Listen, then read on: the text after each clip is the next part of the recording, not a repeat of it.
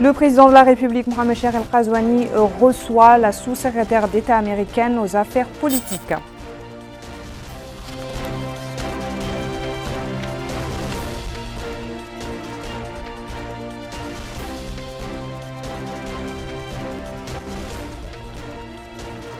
« 50 établissements scolaires ont été réceptionnés aujourd'hui.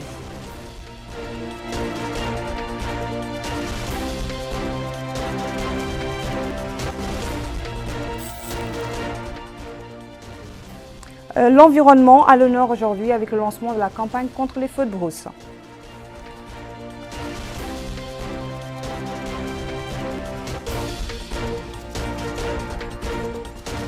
Bonsoir à tous et merci de vous joindre à nous. Je vous le disais dans les titres, le président de la République, Mohamed Cheikh El Ghazouani, a reçu en audience ce matin au palais présidentiel à Nouakchott la sous-secrétaire d'État américaine aux affaires politiques, Madame Victoria Nuland. Malika Nikli nous en dit plus.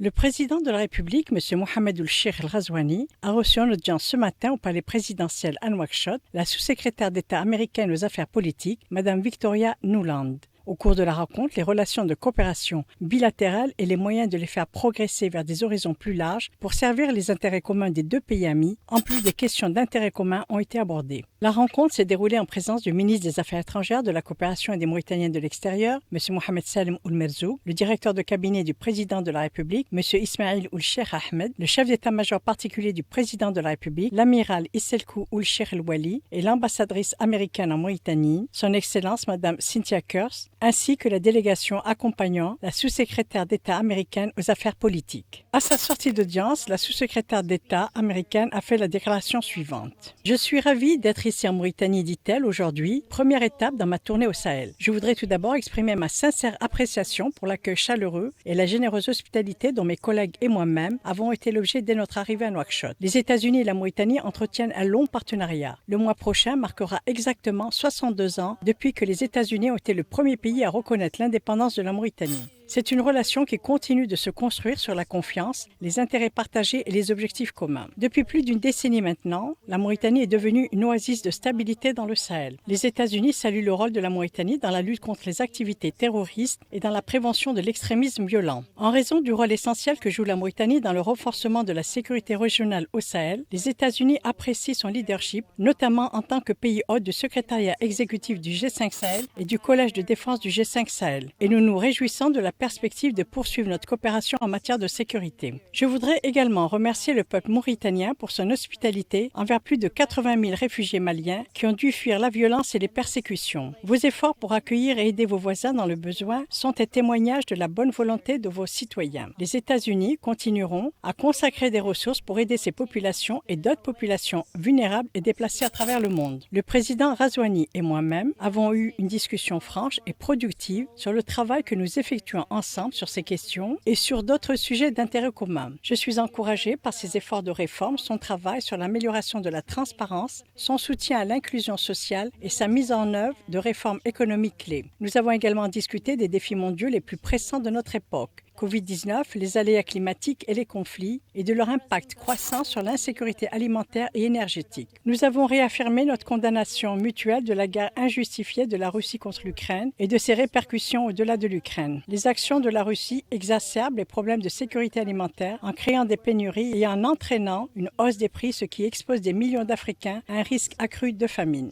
Les États-Unis sont déterminés à aider le peuple mauritanien à surmonter l'insécurité alimentaire. En plus du fait que les États-Unis sont le plus grand contributeur du programme alimentaire mondial, ils fourniront à la Mauritanie, à travers leur programme international d'alimentation pour l'éducation et la nutrition infantile, MAC Governdol, 28,5 millions de dollars sur 5 ans pour nourrir chaque année près de 100 000 élèves appartenant à 320 écoles primaires dans les régions du Brakna, du Gorgol et du Tagam. En ce qui concerne les droits de l'homme, j'ai félicité le président Ghazouani pour les progrès réalisés par son administration en vue d'améliorer l'inclusion sociale et le respect des droits de l'homme. Nous avons discuté de la nécessité d'identifier et de protéger les victimes de l'esclavage, de poursuivre les esclavagistes et leur demander des comptes, tout en permettant aux anciens esclaves et à leurs enfants de bénéficier de l'état civil afin qu'ils puissent jouir pleinement des avantages de l'économie mauritanienne en tant que citoyens de valeur. S'agissant du Covid, les États-Unis ont résolument contribué à rendre des vaccins vitaux accessibles à tous. Nous sommes le plus grand donateur de vaccins au programme COVAX qui a donné à la Mauritanie 1,64 million de doses. Je crois savoir que le ministère mauritanien de la Santé a joué un rôle essentiel en collaboration avec les donateurs internationaux pour garantir que les vaccins parviennent aux Mauritaniens dans tout le pays. Nous sommes également déterminés à aider la jeunesse mauritanienne. Dans votre pays, les personnes de moins de 35 ans représentent 70% de la population et nos projets USAID, Temkin et NAFO, qui bénéficient d'un financement de 24 millions de dollars, leur apporteront un soutien essentiel en matière de formation. Ces projets offrent une formation professionnelle pour bénéficier des opportunités d'emploi durables, pour atténuer les conflits et pour créer des réseaux de soutien aux jeunes. Enfin, concernant nos relations économiques croissantes, la Mauritanie a accueilli favorablement des investissements américains dans le secteur de l'énergie et nous attendons et encourageons les investisseurs américains et les entreprises américaines à s'associer aux entreprises mauritaniennes dans les secteurs importants que sont l'agriculture, la pêche et les énergies renouvelables. Ma visite ici en Mauritanie reflète l'engagement du président Biden à renforcer les liens des États-Unis avec nos principaux partenaires africains. L'ambassadeur et moi-même sommes reconnaissants au président Razouani pour le temps qu'il nous a consacré et pour son amitié.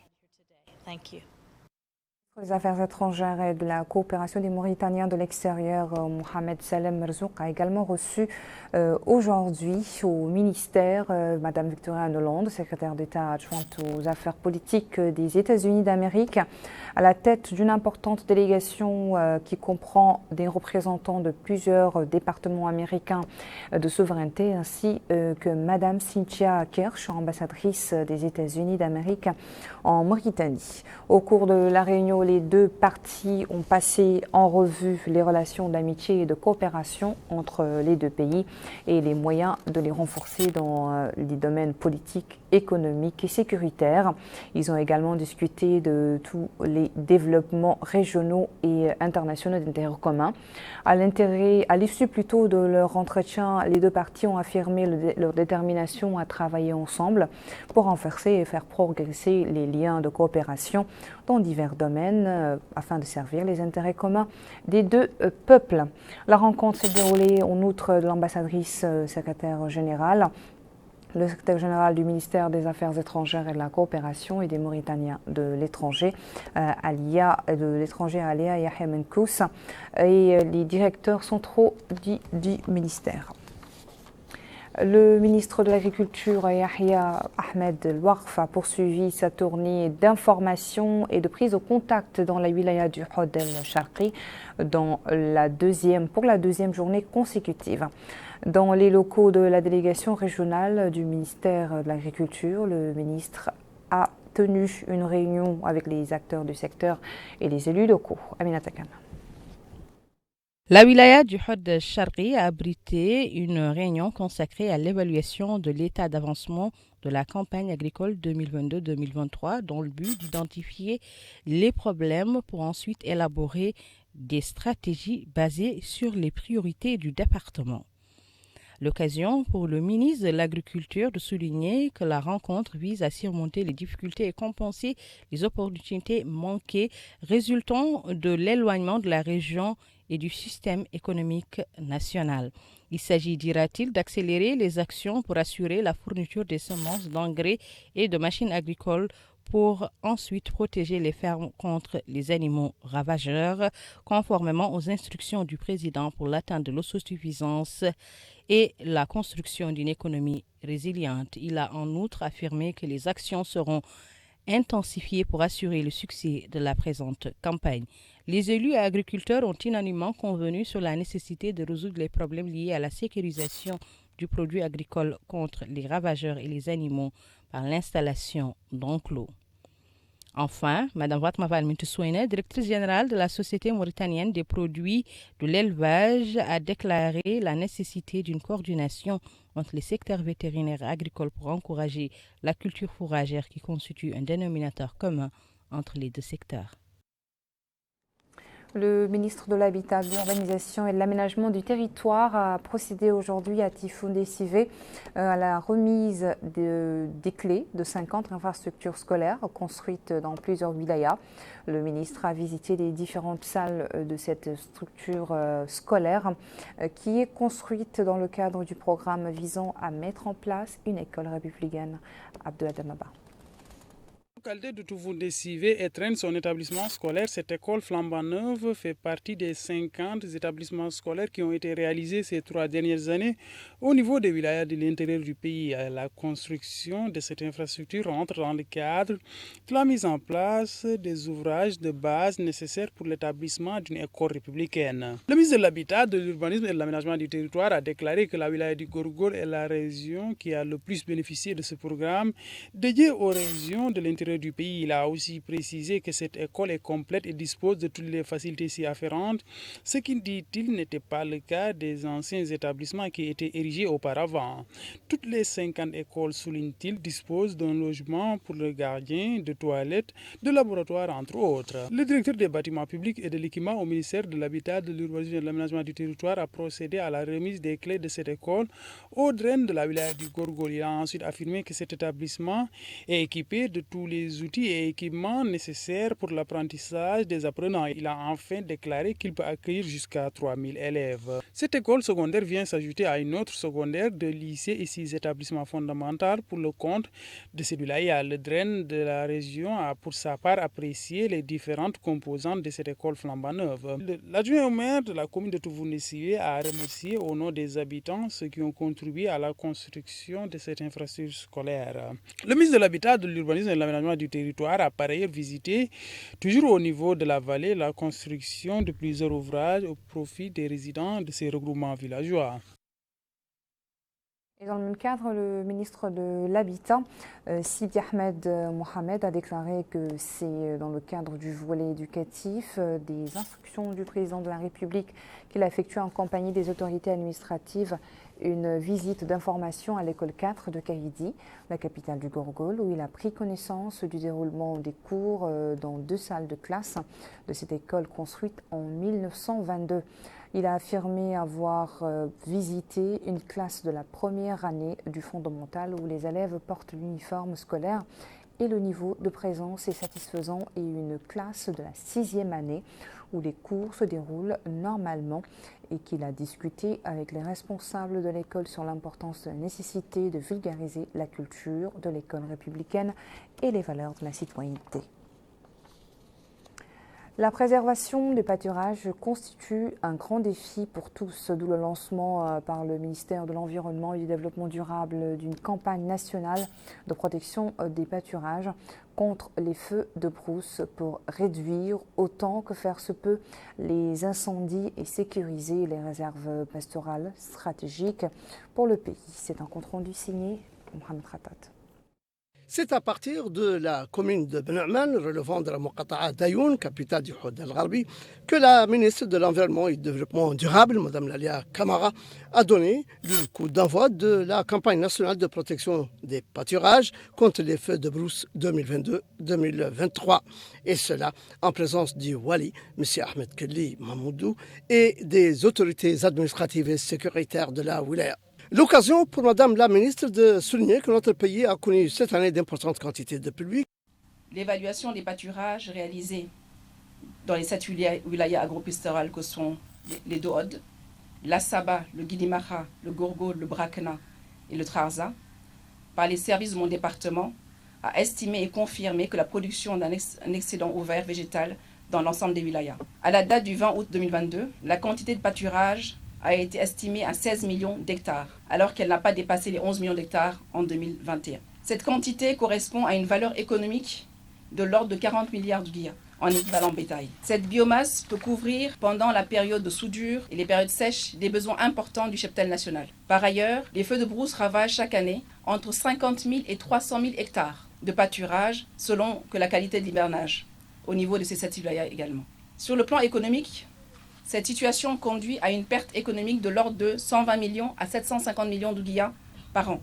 En plus de cette importante perte économique, les feux de brousse constituent aussi des dangers majeurs à la dégradation des ressources naturelles, des terres et également de la biodiversité. Cette année, compte tenu de l'importance du couvert végétal, le danger porte également sur les habitations, donc les vies humaines. Pour faire face à ce fléau, le ministère chargé de l'Environnement et du Développement durable organise annuellement une importante campagne nationale de sensibilisation et de protection contre les feux de brousse. Cette année, le gouvernement, mené par le Premier ministre, M. Ahmed Bilal Messaoud, sur instruction de son Excellence M. Mohamed Ould-Cheikh Al-Ghazouani, président de la République, a décidé de lancer le démarrage de cette importante campagne ici, dans le Haut al-Gharbi. Monsieur le Wali, Monsieur le Président du Conseil régional, Mesdames et Messieurs, sur 2022, le gouvernement a consenti des efforts importants pour financer cette campagne, dont le budget a cru de 50% par rapport à l'année dernière. Nous étions à 61 millions d'ouguiya. Cette année, nous sommes à 91 millions d'ouguiya MRU.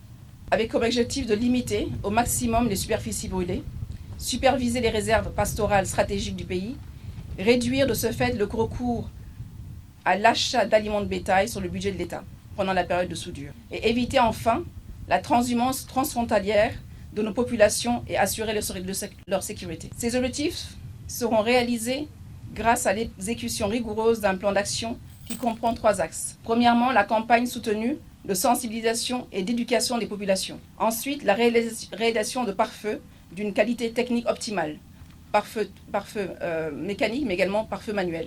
Enfin, une intervention rapide et efficace d'extinction de feux de brousse. Donc la sensibilisation portera également cette année sur comment éteindre les feux de brousse. Les travaux à réaliser vont permettre d'entretenir 8330 km d'anciens pare-feux et ouvrir 3370 km de nouveaux pare-feux, soit un total de 11 700 km. Il convient de noter que la Société nationale des aménagements agricoles et des travaux, SNAT, a mobilisé d'importants moyens logistiques et humains, comme l'a affirmé son directeur général, M. Khatri Ould-Atiq, soulignant qu'elle est un instrument d'exécution des politiques publiques en matière d'aménagement hydro-agro-pastoraux et que la campagne cette année et les travaux en cours sont exceptionnels dans toutes les wilayas agro-pastorales pour parvenir aux objectifs fixés. Pour sa part, le président du conseil régional du Haut al-Gharbi, M. Khatal Ould-Cheikh Ahmed, a quant à lui insisté sur le potentiel important de pâturage dont dispose la wilaya,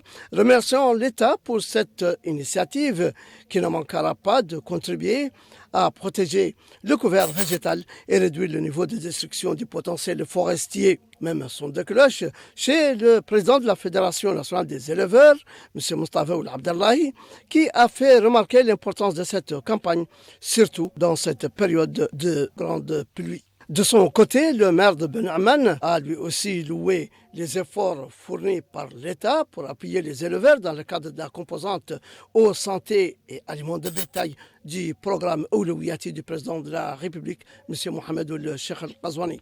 Il est à indiquer que la wilaya du Haut al-Gharbi a connu d'importantes pluies qui ont eu un impact positif important sur la régénération du couvert végétal, mais aussi sur les populations et leurs cheptels. À présent, nous avons le plaisir d'avoir en direct ce soir depuis la wilaya du Haut al-Gharbi, la ministre de l'Environnement et du Développement durable, Lalia Camara, qui a procédé au lancement de la campagne nationale de protection du pâturage contre les feux de brousse. Bonsoir, Madame le ministre. Bonsoir, Madame. Alors, dites-nous, pour revenir un peu sur ce lancement, tout d'abord, quelle est la nouveauté de cette campagne pour cette année ? La différence cette année, c'est que l'ampleur de la campagne est beaucoup plus importante que les années précédentes. Et cela s'explique par, comme vous l'avez dit lors de votre reportage, par la forte pluviométrie qu'il y a eu cette année. Donc nous avons eu un couvert végétal abondant, ce qui entraîne de notre part effectivement une riposte et une réaction qui soit à la hauteur du couvert végétal. Donc il y a l'ampleur effectivement qui est beaucoup plus importante que les années précédentes. Et cette ampleur également va se manifester également sur le budget qui a cru de 50%, comme je l'ai dit lors de mon intervention. Et également un nombre de kilomètres de pare-feu qui est beaucoup plus important et qui a accru également de 45%. Et nous avons pu arriver à cette ampleur grâce aux instructions de la présidente de la République qui a donné des directives fermes afin que la campagne soit à la hauteur des besoins de l'année 2022. La différence par rapport aux années précédentes également, c'est sur la sensibilisation. Nous avons insisté, mon équipe et moi, cette année, à faire une campagne de sensibilisation qui soit beaucoup plus proche des populations, avec bien sûr l'assistance des walis, des autorités locales, mais également des élus locaux, des ONG, de la société civile et des associations d'éleveurs. Madame le ministre... C'est pourquoi aujourd'hui, lors du lancement, nous avons, après avoir donné le coup d'envoi, fait un atelier de sensibilisation avec toutes ces personnes qui sont concernées pour revenir sur la thématique des feux de brousse, comment elles se déclenchent, quel est leur impact, mais également quels sont les protocoles à mettre en place pour justement lutter contre les feux de brousse une fois qu'elles sont déclenchées. Madame le ministre, vous avez parlé tout à l'heure de la réalisation des pare-feux. Dites-nous, qu'est-ce qui est prévu justement pour l'amélioration de l'efficacité des moyens d'intervention pour l'extinction des feux, à la fois aussi pour la réalisation des pare-feux? Très bien. Comme vous savez, les pare-feux sont des larges ouvertures qui sont faites sur le sol, donc sur le couvert végétal, et ils permettent justement de limiter les feux et d'en diminuer l'ampleur et de pouvoir effectivement les maîtriser très rapidement. Donc l'année dernière, nous avons fait 8000 km de pare-feu, et cette année, il est question d'en faire 11 700 km, avec la particularité d'élargir ces pare-feux, de passer de 6 à 7 mètres vers 9 mètres. Donc l'idée étant toujours effectivement de prendre en compte l'ampleur du couvert végétal de cette année.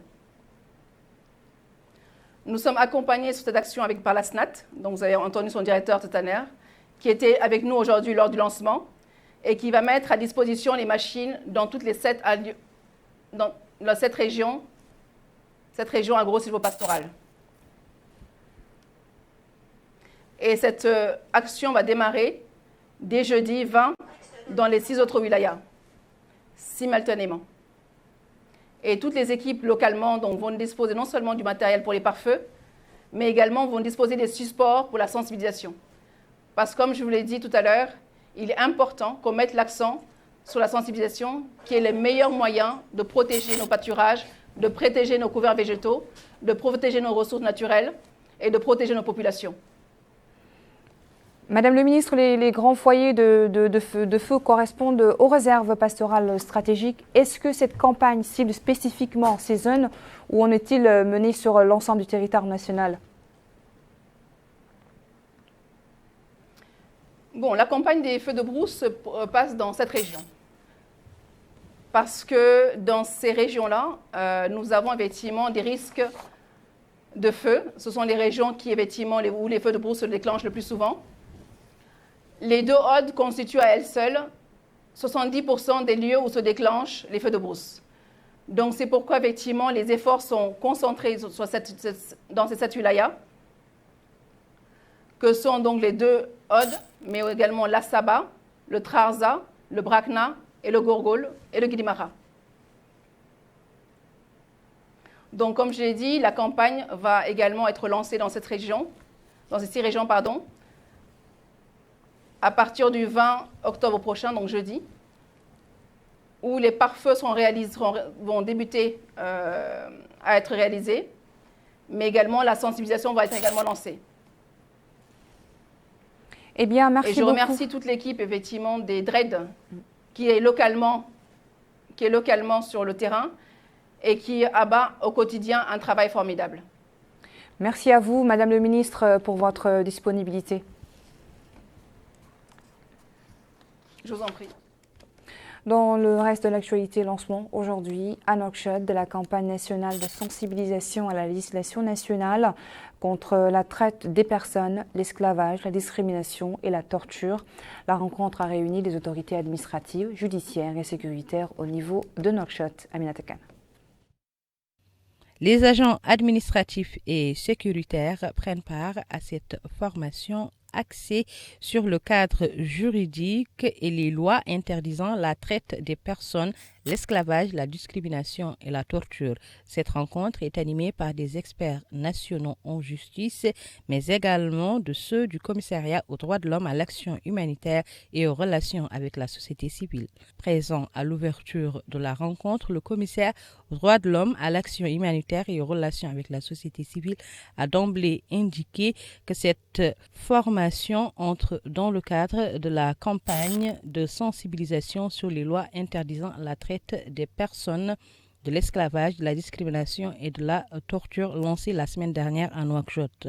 Il poursuit en indiquant que cette présente session permettra de renforcer les connaissances des agents administratifs et sécuritaires. Il est à noter qu'au cours de cette rencontre, que les bénéficiaires vont pouvoir suivre des exposés théoriques et pratiques présentés par des experts sur les lois et sur les mécanismes de prévention de torture, de discrimination. Retour au volet environnement, le ministère de l'Environnement et du Développement durable a lancé aujourd'hui à Nouakchott un atelier pour faire le point sur les résultats de l'étude relative à la situation de terrain, de la biodiversité et des organisations environnementales au niveau du Guelb Rechet. Abdullah Damaba. Cette rencontre d'une journée vise à définir les voies et moyens afin de préserver les espèces animales qui vivent dans la zone de Guelb-Richat. Il s'agit ainsi de créer une aire protégée à l'aide de la création d'un fonds permettant de mobiliser les ressources durables nécessaires pour la gestion de cette aire. Le secrétaire général du ministère de l'Environnement et du Développement durable, Sidi Mohamed Ould Sadvi, a affirmé que ce projet vise d'une part à protéger les espèces animales qui vivent dans la région, créant ainsi une nouvelle réserve au niveau de la wilaya de Ladrar et s'inscrire dans la logique d'une gestion durable de cette aire protégée. Dans ce cadre, souligne-t-il, le ministère de l'Environnement et du Développement durable a adopté au cours de ces 3 dernières années une approche holistique qui, dit-il, a conduit à la création de ce projet. Les populations de la ville de Ouadane se félicitent et expriment par ma voix leur intime satisfaction et plaisir pour la tenue du présent atelier qui jette, à n'en plus douter, les jalons du rêve les plus exaltants dans leurs souhaits depuis l'indépendance de notre pays, à savoir la protection et la viabilisation de leur trésor appelé localement Guelb Richat et mondialement Aïd d'Afrique ou Aïd du Sahara. En effet, le Guelb Richat est un trésor archéologique unique au monde. Cette particularité a été confirmée et démontrée, s'il en était besoin, par d'éminents savants chercheurs dont je citerai entre autres l'archéologue Théodore Monod, les années 60 du siècle dernier, les astronautes James McDavid et Edward White de la NASA lors d'une expédition en 1965, professeur Michel Jabrak, ici présent, qu'il soit remercié. Les objectifs de cette rencontre sont de faire connaître ce projet, de le partager avec vous pour qu'à la sortie de cette réunion, nous ayons une compréhension commune de ce qu'on veut faire dans le cadre de la protection de cette aire protégée de Ouadane. Il n'est guère question pour nous, en tant qu'institution des Nations Unies, de collaborer avec le gouvernement ou les acteurs gouvernementaux pour empêcher les communautés locales de faire usage des ressources naturelles dans lesquelles ils ont vu naître.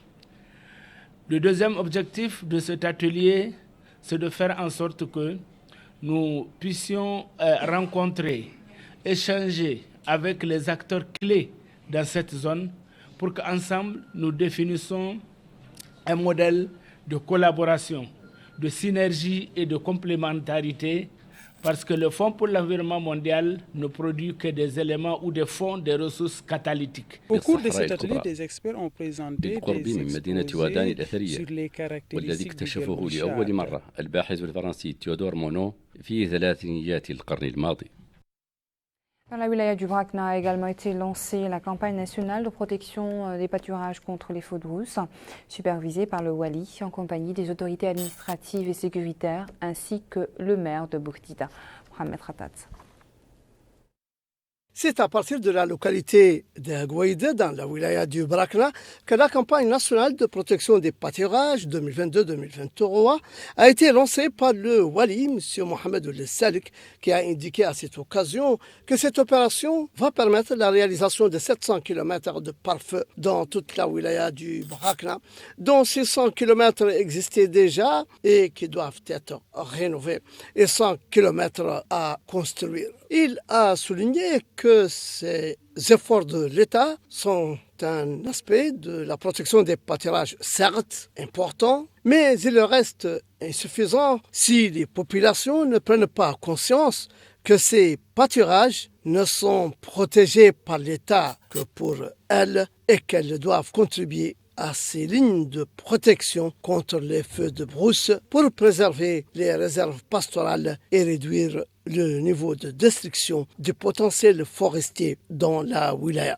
C'est donc une campagne lancée aujourd'hui, ici, sur une longueur de 700 km de pare-feu sillonnant la wilaya du Brakna, dont la première étape sera de rénover les anciennes lignes de protection et la seconde d'en construire des dizaines de nouveaux kilomètres en raison de l'extension des pâturages dans la zone cette année. Le maire de Bouhdida, M. Moulay Ould Mbarak, a loué le lancement de cette campagne nationale de protection des pâturages, soulignant qu'elle vient à point nommé. Surtout, dit-il, que cette zone est connue pour le nombre important des éleveurs qui y viennent avec leurs animaux.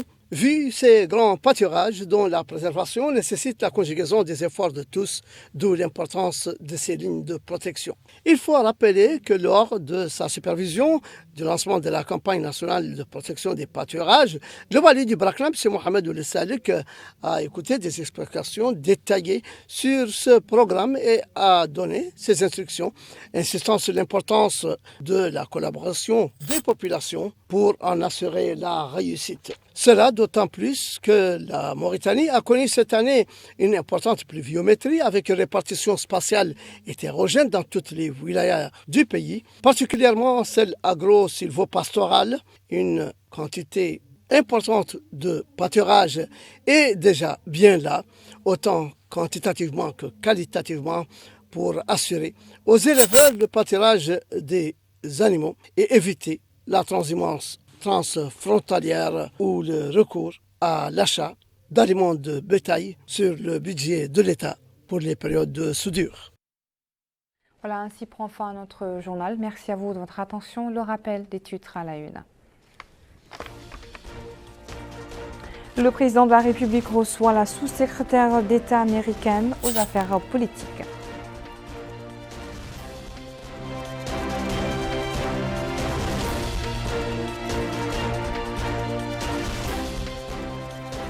Le ministre de l'Habitat, de l'Urbanisme et de l'Aménagement du Territoire supervise la remise des clés de 50 infrastructures scolaires.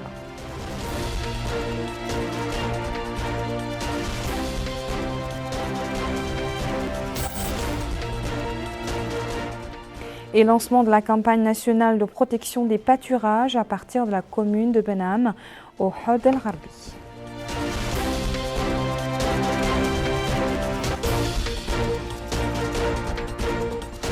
Très bonne suite de programme sur El Mauritania. Très bonne soirée.